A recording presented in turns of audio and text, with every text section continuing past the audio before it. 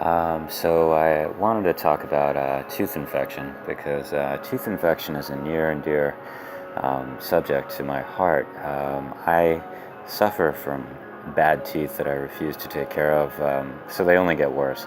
And it's impossible that that would ever occur because you just don't believe that not taking care of a problem would actually make it worse. That these things, it's just, it's not logical.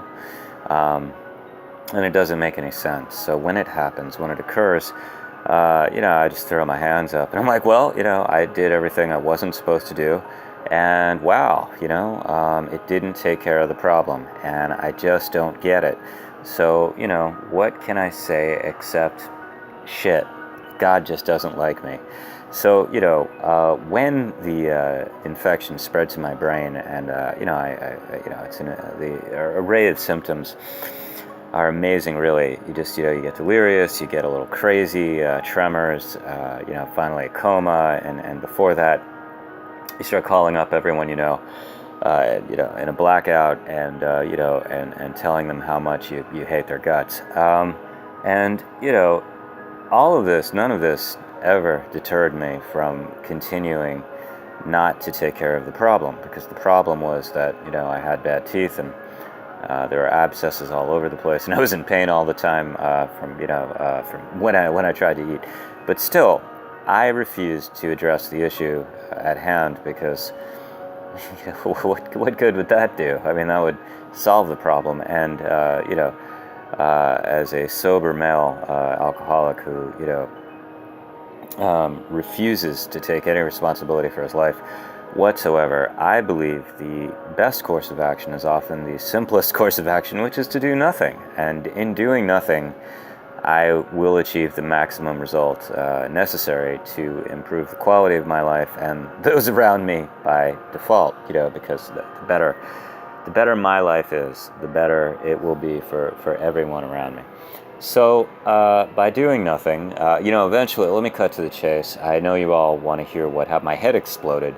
It just, from the top of my neck, it just blew apart. It shattered. It splintered.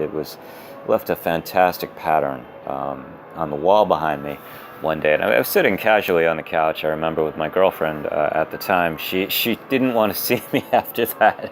It was a little messy. But we were sitting on the couch and we were talking about how I didn't take care of things and I let things go, and she was kind of tired of it. She was like, I really wish you would take more responsibility for your life, and why do you have to be so negative all the time?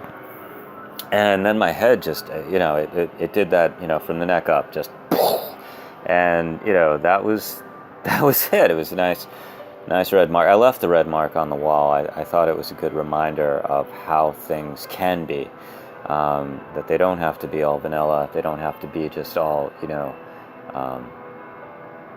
white. I'm not, I just have white walls. And, you can throw some love. You can throw some love onto those plain white walls. And you can let the curveballs that life throws you, you can let them help you lead a richer life, a richer life where your head explodes and, you've got a smattering of organic matter all over your white wall, and all over your girlfriend for that matter. And, we're not talking anything dirty or sleazy here, you know what I'm saying? We're not talking about, hey, I took my girlfriend to bed and,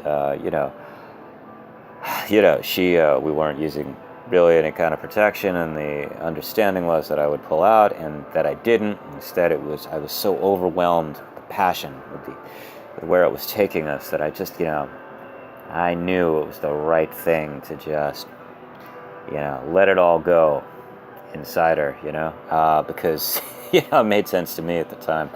And instead, she got pissed off. She wasn't interested in my in my cracker seed. I still, to this day, I don't understand why. I mean, I'd be happy to, if I could come inside myself, you best believe, buddy.